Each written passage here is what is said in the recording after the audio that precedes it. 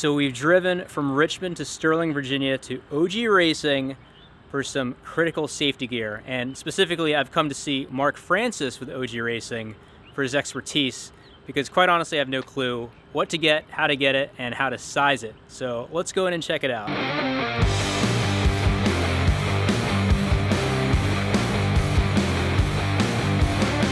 OG Racing opened in 1990 when founder and still owner Bill Love, as a track enthusiast, discovered that at the track there was nowhere to get brake pads or racing safety gear. So he began by selling brake pads out of the back of his pickup at local track events. And over the years, as we grew and picked up different product lines, we have grown into the company that we are today, and we're in our 31st year.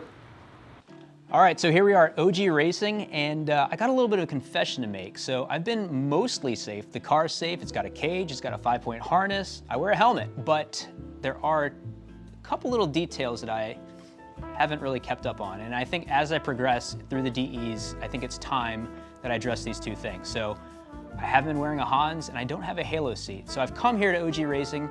Mark Francis, thanks for having me. He's gonna educate. Glad you're here. Thanks. Educate me, educate you guys on the importance of, I guess, head and neck safety? Yeah.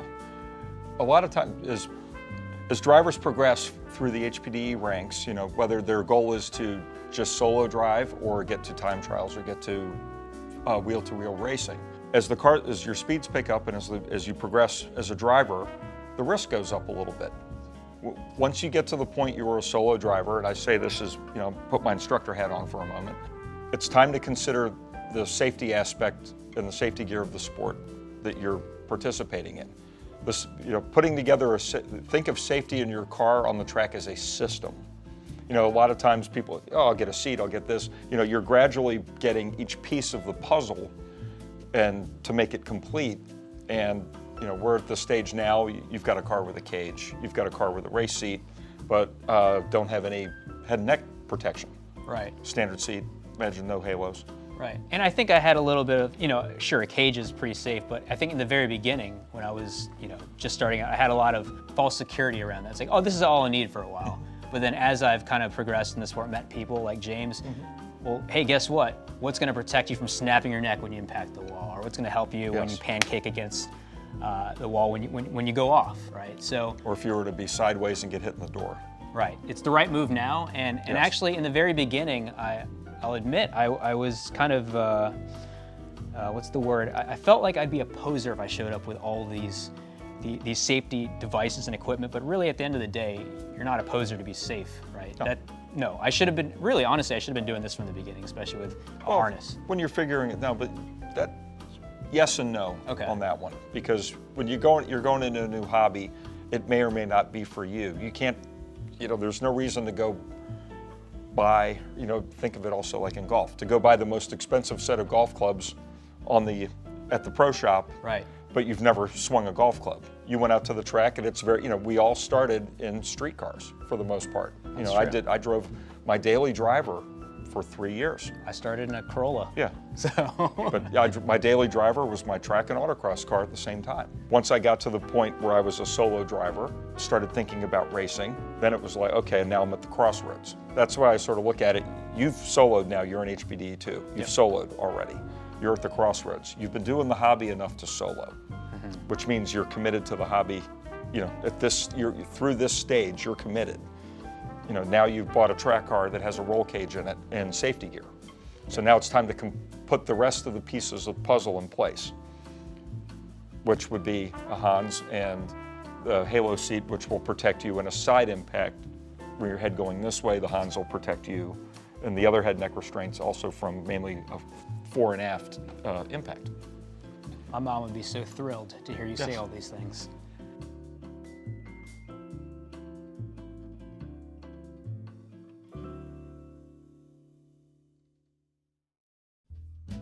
All right, Mark, what are we looking at? We got two different things here.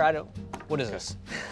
What we're looking at are two of several popular and effective head and neck restraint devices currently available to the motorsports community today. We have here is what you'd have your original Hans device. The Hans design was designed as a system that sits on your shoulder over your shoulders. The strap here, or tethers, are what will attach to the sides of your helmet, obviously one on each side. And the way this device is designed to work is you will be belted in your track car with your harnesses passing over the yokes here, latched into the locking device. And what this device will do is, in the event when you're in an impact and the car, say, tire wall or, unfortunately another vehicle, and you're decelerating rapidly, these tethers in this device will keep your head from snapping forward and down. Oof. It'll what it's doing is keeping your head and spine oriented, so as you're moving forward, the belts are stretching, your head is staying up and not getting a whiplash effect. Right. That sounds important. Yes, it is. And how about this one? This one looks a lot different than this guy right here. This device is the Simpson Hybrid Pro. Okay. Now the Hybrid Pro was designed, you see it looks very different. It still has pieces where the harnesses will pass over your shoulders, but there's one other important feature of this device. This device has been tested in the same testing that they've done with this and the other devices that sit on your shoulder, and has been tested with a 3-point seatbelt for your, yes. Yeah. As in, a lot of people, when you started, you drove your street car to the track. Yep. Stock seat, 3-point seatbelt, just like you would to drive to work every day. Right. This device also is now becoming popular with instructors. You can race in it because it carries the same SFI certification. Gotcha. And FIA certifications as a Hans. You can race in it as well. But it allows you to, as an instructor or a novice driver who wants this head and neck protection, but they haven't, they're not as committed to the hobby yet. They're maybe out for the first time, but they may decide, I want to have the maximum safety I can have in this car I brought today. Mm-hmm. This will help provide that and reduce that risk of neck or injury, like one of these devices that is designed for competition use, right, or use with a harness system and a race seat. This can be used in the seat that your E36 came with from the factory, right, and with that factory DOT approved 3-point seatbelt that's on the car. Gotcha. Because this definitely requires that yes, harness. That one will require a harness. This one, as you see, you would put it on like so. Oh, like a jacket. And it has latching mechanism here. And then if you're wearing this device in a car with harnesses, they will pass over your shoulder just like they will on a Hans. Gotcha. No, that's interesting. Okay, that's definitely more versatile. Yeah, and it'll give you the same protection this way and even some side to side as well. Okay, so I think between the two, this guy seems to make the most amount of sense since I already have a harness system in the car. Race seat, roll cage. Yeah, all that. Yeah. And this seems to be less cumbersome. Okay. In my opinion, I mean, so let's move forward with this guy right here. And okay. I think we should pick the right size, right? There's different sizes. Yes. Okay. They do the standard size they make, they call medium and large. Oh. And it has to do with circumference of your neck. Ah. They do make a small version that they'll do special order for, almost like a kid size. Yeah. Okay. In a way, for kids who do maybe quarter midgets or some of the other cars that children get to race these days. Potentially, it might be a good fit for me. I don't know. And then the XLs for the medium size one will cover neck size from about 13 to, depending on, if you go to the gym a lot and have a lot of really developed, the trapezius muscles. Mm-hmm. I've had people go up to a large because the medium just doesn't sit comfortably because of they spend a lot of time in the gym.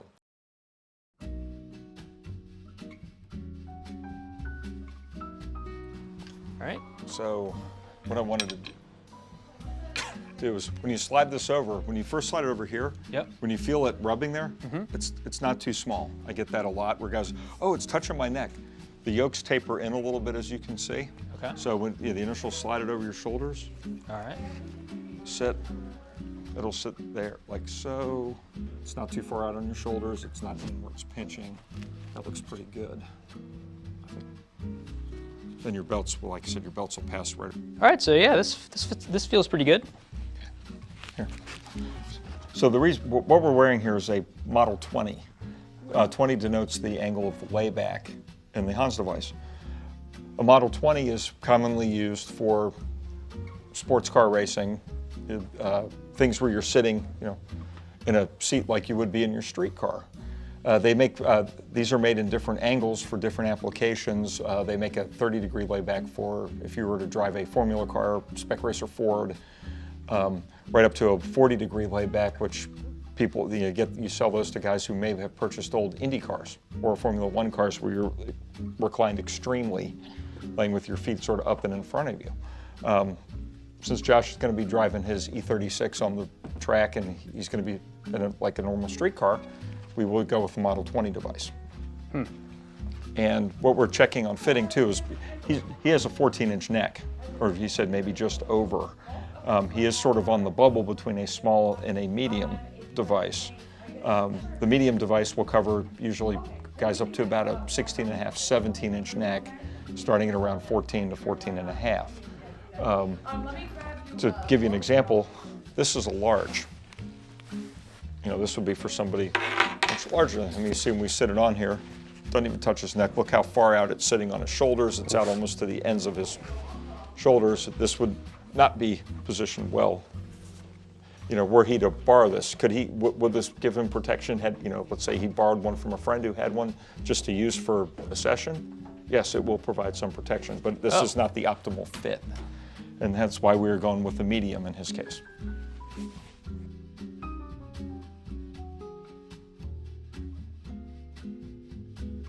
All right, so we've already selected the correct size, the right neck restraint system. Is that what it's called? Head restraint system. Head and neck restraint. Head and neck restraint system. Now the important part is actually installing the anchors onto the helmet. So Mark is actually going to be setting it up for me, and yeah, let's follow along. Basically, starting with the SA-15 helmets, I won't cover the 2010s because as of December 31st, you can't use them anyways. But starting with the SA-15 helmets, the threaded terminals where you would screw in the anchoring portion of your head and neck restraint device or been, as part of the production process, molded into the shell. This is everybody, this was a requirement.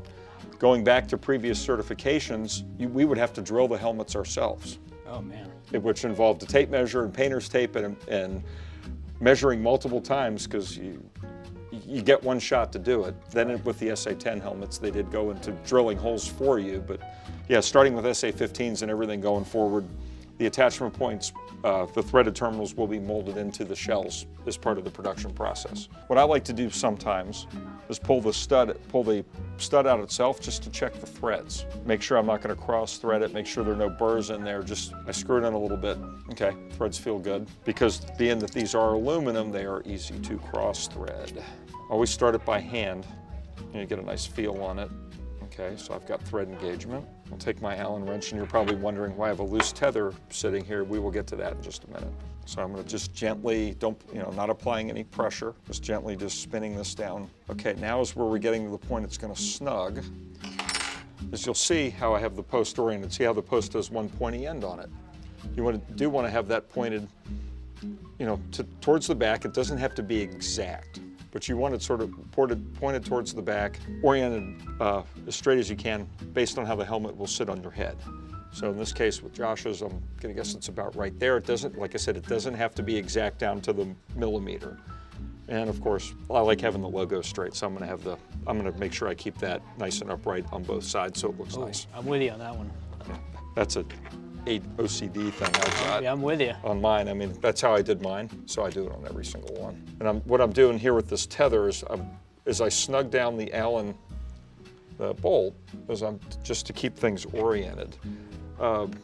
They used to give you a little tab you can take in there, but in this case, if you've had a Hans before and you're just getting a new helmet, moving your anchors or installing your new anchors in your new helmet, it's good, have the old tether just to keep that as you snug, it's going to move. Helps you gauge the correct distance, I guess, or the. Well, you don't want to over tighten these. You don't have to sit there and let me give it one more quick turn and over snug it. And you will find sometimes when all the moving parts are new, you may end up loosening it slightly because I had a helmet where the one side was hard to get out. It's pretty good. Now we'll just go over to the other side.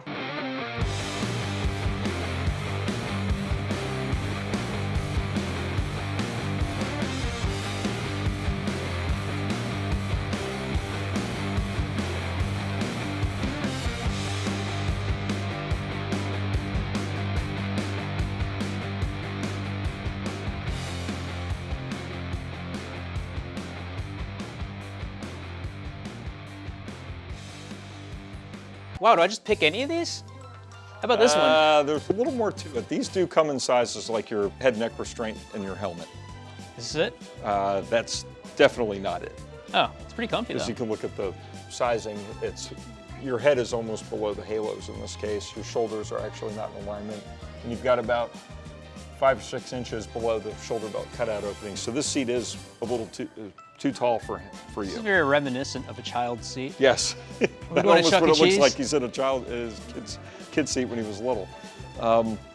We do, but they do, like I said, they do come in different heights, widths, as you can see. All right. Let's see, that's not bad. This feels better. That looks good in the waist and everything, but you're a little low torso-wise for my liking because you're down below the top of the seat. We do have a little gap here. There's another seat I want you to try right across the way here, the O&P. Okay. Man, this width-wise though, it feels great. Yeah, it feels it pretty does. good. So this one right here? Yes. All right. That's the O&P HTER. Oh. Yeah. Yeah, see, that's looking, I like that. I think this is I'm liking it. the fit here. I'm liking where your shoulders are positioned and the shoulder wings. That's better. This isn't it? I feel like this is it. I've got one more I want you to see. So come on over this way. All right. I noticed this a little earlier. Oh, yeah. Now I'm liking where your shoulders are. Shoulder belt pass-throughs are good.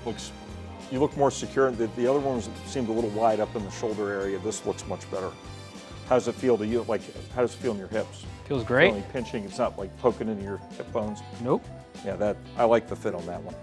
I do too. This is it. I think this is it. This is my new track sled throne. Okay. So now we've added that other piece of the puzzle to your head and neck protection. Thanks, Josh. You're all set. Just sent your receipt to you via email. Awesome. And glad we could help you out getting your seat and head and neck restraint. Good deal. Yeah, I think we're all set. I think I definitely feel much safer now. Mark, thank you for your expertise, your time today, and helping me get set up here. And huge thanks to OG Racing for letting us film here. If you're in the Sterling, Virginia area, be sure to give them a shout, drop in. It's definitely quite an experience in the best way. And yeah. Awesome. Thanks for coming in. Thanks. Great to help you out. Nice to meet you and see you at the track. Definitely. If you like this video, please like, share, and subscribe. And be sure to also follow OG Racing on Instagram. And we do also offer a wide selection of shoes that meet all of your driving needs, from racing to even, a casual walk around the paddock shoe. Wow, that is a great selection. Ready when you are. OG Racing opened for business in 1990 when founder Bill Love discovered that there was a market for going to the... OG Racing was founded in... This is hard. It is hard. Trying to wing it because I don't have a script. Would you like one? Would you like to write it down and read it? No. Okay. Now it says no internet secured. Now it says connected and secured. Now I can retry because it kicked me out of Gmail. Wake up, go back online.